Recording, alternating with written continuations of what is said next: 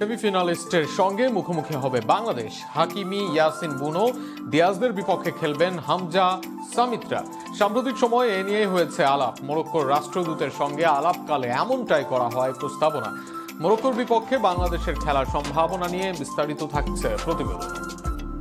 চীনের দুঃখ হুয়াংহো নদী আর ক্রিস্টিয়ানো রোনালদোর দুঃখ বোধহয় হবে মরক্কো।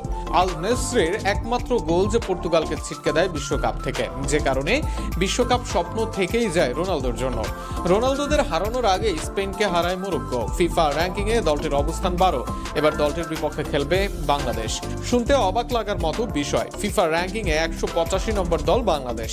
তাদের বিপক্ষে খেলবে সর্বশেষ বিশ্বকাপের সেমিফাইনালিস্ট দল, যে দলে আছেন আশরাফ হাকিমি, আন নেসরি, ইয়াসিন বুনো, ব্রাহিম দিয়াজ, আব্দে সামাদের মতো খেলোয়াড়, যাদের অধিকাংশ খেলে থাকেন ইউরোপের বড় বড় ক্লাবে। সেই ক্লাবের বিপক্ষে খেলবে বাংলাদেশ। বাংলাদেশ দলের সেরা খেলোয়াড় হামজা চৌধুরী। এক আমলে ইপিএল মাতানো হামজা বর্তমানে খেলেন ইংল্যান্ডের দ্বিতীয় বিভাগ লিগে। সেখানে মরক্কোর প্রায় সব খেলোয়াড় হামজার মানের চেয়ে ভালো বা তার কাছাকাছি মানের। এমন দলের বিপক্ষে খেলবে বাংলাদেশ। বাংলাদেশের বিপক্ষে এবার চলছে মরক্কোর ম্যাচ খেলার কথা। এ নিয়ে বাংলাদেশের পক্ষে কথা বলেন বাংলাদেশের ক্রীড়া উপদেষ্টা আসিফ মাহমুদ সজীব ভুইয়া। সেখানে মরক্কোর রাষ্ট্রদূতের সঙ্গে আলাপ করেন তিনি। সেই আলাপে উঠে আসে বাংলাদেশের ফুটবল উন্নয়নের কথা। সেই ফুটবল উন্নয়নের অংশ হিসেবেই মরক্কোর সাহায্য চায় বাংলাদেশ। মরক্কো কথা বলে বাংলাদেশের ফুটবল উন্নয়ন নিয়ে, যে উন্নয়নের অংশ হিসেবে এবার শক্তিশালী মরক্কোকে ম্যাচ খেলার প্রস্তাব দেয় বাংলাদেশ।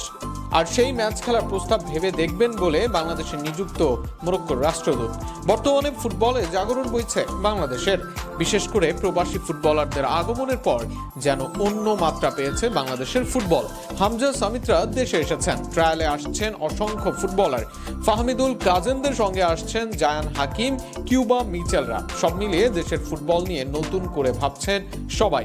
সেই ভাবনা আছে ক্রীড়া উপদেষ্টার কাছেও। অন্তর্বর্তী সরকারের এই সময়টাতে ফুটবলকে এগিয়ে নিয়ে যেতে চাচ্ছেন তিনি, আর সেই এগিয়ে নেওয়ার অংশ হিসেবে চাচ্ছেন মরক্কোর বিপক্ষে ম্যাচ খেলতে। যদিও দুই দলের শিডিউল আলাদা। এছাড়া মরক্কো বিশ্বকাপের আগে বাংলাদেশের সঙ্গে খেলবে কিনা সেই প্রশ্ন থাকবে অনেকের।